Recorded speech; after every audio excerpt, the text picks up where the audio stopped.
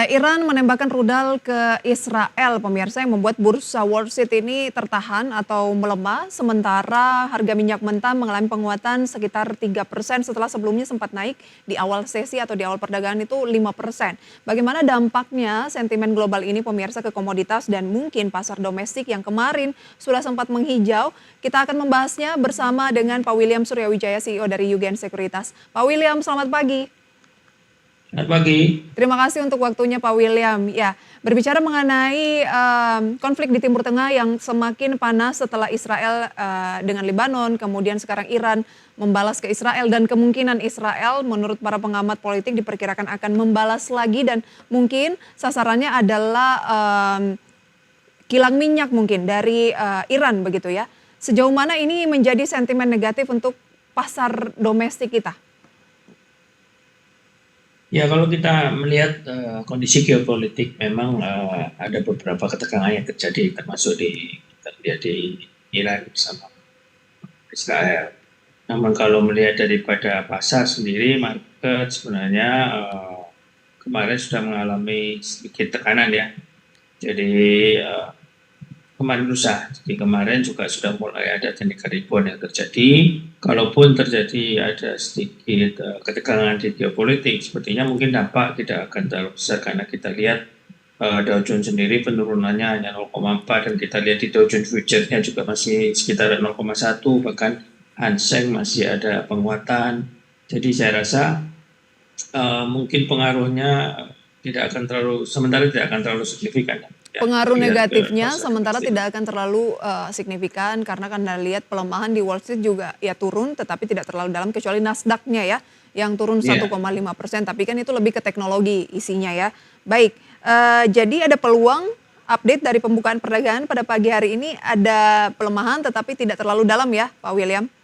Iya, kalau melihat karena kan kita tahu bahwa memang harga minyak juga ada sedikit kenaikan, namun sudah kembali balik, istilahnya kenaikan tidak terlalu tinggi serta merta seperti di intraday-nya. Jadi saya rasa mungkin itu tidak akan terlalu memberikan pengaruh yang terlalu signifikan di jangka pendek ini. Tidak akan memberikan pengaruh yang signifikan untuk jangka pendek ini. Itu kalau misalnya pengaruh negatif dulu nih Pak William. Kalau positifnya harga minyak ini kan memang naik 3%, tapi menurut Anda kenaikan ini tidak terlalu sebenarnya signifikan dan mulai pelan-pelan kembali stabil begitu ya. Jadi Anda tidak melihat saham-saham energi mungkin akan tergerak secara jangka pendek lebih ke euforia mengingat dari Amerika yang bursanya secara umum turun tetapi energinya ini melambung seiring dengan saham-saham kedirgantaraan dan juga pertahanan. Tetapi kan di Indonesia kedirgantaraan dan pertahanan mungkin tidak ada begitu ya. Lebih ke energi, Pak William. Euforia jangka pendek karena kekhawatiran Timur Tengah ini nantinya perangnya bisa meluas lagi. Anda tidak melihat itu menjadi katalis yang cukup besar untuk mendongkrak harga saham-saham energi? Iya, kalau kita bicara jangka pendek, terutama di intraday mungkin ya, atau dalam beberapa hari ke depan, pasti ada pengaruh sedikit banyak. Hanya mungkin sifatnya lebih ke tadi yang seperti disebut lebih ke euforia. Kita tahu bahwa investor itu biasanya responnya cepat sekali kalau melihat ada sedikit berita atau ada sedikit news yang sekiranya bisa menjadi trigger. Ada kemungkinan itu, hanya mungkin tidak akan terlalu panjang. Dalam artian ya mungkin lebih ke arah jangka pendek dan sifatnya mungkin temporary saja. Namun kalau melihat dari sisi ini sudah mendekati akhir tahun, mungkin minyak batubara juga pasti akan menjadi salah satu sorotan atau saham-saham yang kemungkinan akan mengalami rebound yang tentunya juga akan kembali mendongkrak IHSG untuk potensi untuk bisa mencapai all time high lagi. Baik, Pak William, lantas bagaimana Anda melihat pola pergerakan indeks harga saham gabungan saat ini? Peluangnya akan seperti apa? Ya, kalau melihat pola pergerakan indeks, kita tahu bahwa 2 hari lalu ada tekanan yang cukup dalam terjadi di indeks, sempat mau coba tes di angka sekitar 7.600-an ya, 7.500 bahkan. Potensi untuk balik lagi kembali ke angka sekitar 7.750-an sebenarnya masih terbuka lebar. Jadi kalau kita melihat baik itu di jangka pendeknya, kalau kita melihat jangka panjang justru sudah sangat terkonfirmasi kalau kalau IHSG ini masih dalam kondisi uptrend. Jadi potensi-potensi untuk momentum-momentum yang bisa dimanfaatkan kalau memang ada sedikit tekanan, itu tentu akan sangat berharga bagi investor-investor jangka menengah ke panjang. Baik, boleh disampaikan kembali Pak William range dari indeks harga saham gabungan, mungkin ada support dan juga resisten terdekat?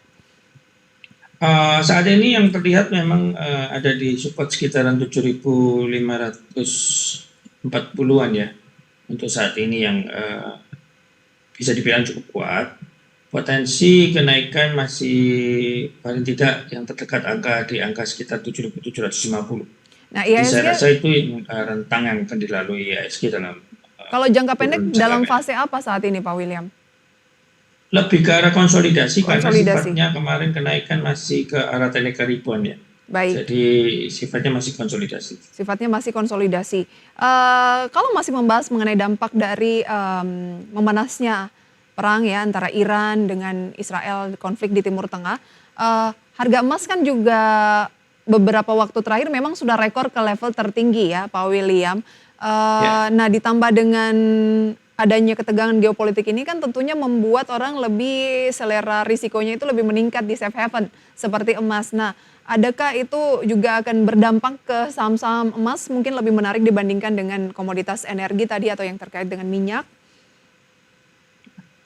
Emas memang sejatinya beberapa waktu belakangan ini mengalami kenaikan, sedangkan untuk shifting balik dari emas ke pasar modal ada mungkin sebagian, namun mungkin memang belum terlalu signifikan karena itu mengingat kita lihat bahwa di capital inflow-nya juga belum terlihat terlalu signifikan untuk masuk. Jadi saya rasa saat ini kalaupun ada kenaikan mungkin emas juga tidak akan terlalu melambung tinggi.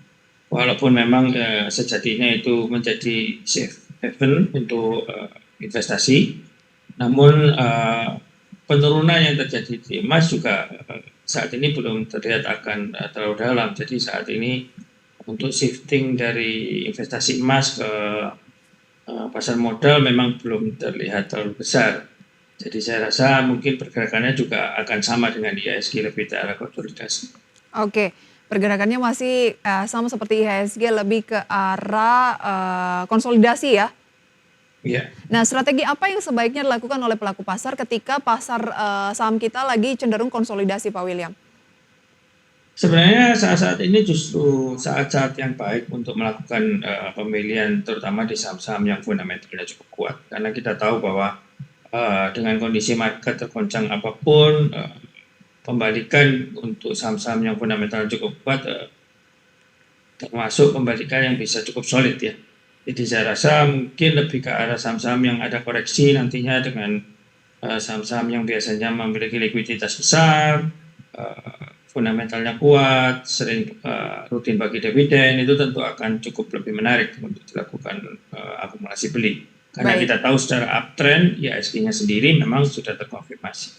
Bagaimana dengan net foreign buy ataupun net sell dari asing, Pak William? Sejauh mana ini juga akan bisa menjadi apa ya barometer seperti itu? Salah satu faktor memang di capital inflow ya, inflow. Jadi memang yang terlihat untuk net foreign buy sendiri memang kalau kita lihat di IHSG belum terlihat shifting yang besar dari investasi-investasi yang lain.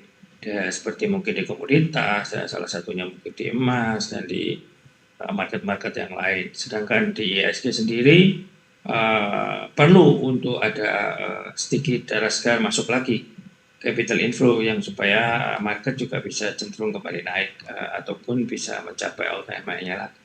Jadi saya rasa itu yang perlu dilihat. Kalau untuk persahamnya kita lihat dari foreign net buy atau foreign lepas, saya rasa itu bisa menjadi salah satu faktor, tapi tidak terlalu besar untuk dampak. Baik, Anda tadi sudah menyatakan bahwa lebih menarik mencermati saham-saham berfundamental solid begitu ya, atau big caps yang sudah mengalami pelemahan cukup dalam. Tetapi ada juga nih Pak William yang dikhawatirkan pelemahan yang ini belum selesai seperti itu. Nanti akan kita bahas rekomendasi saham pilihan Anda apa saja Pak William, dan pemirsa tetaplah bersama kami dalam segmen Market Buzz.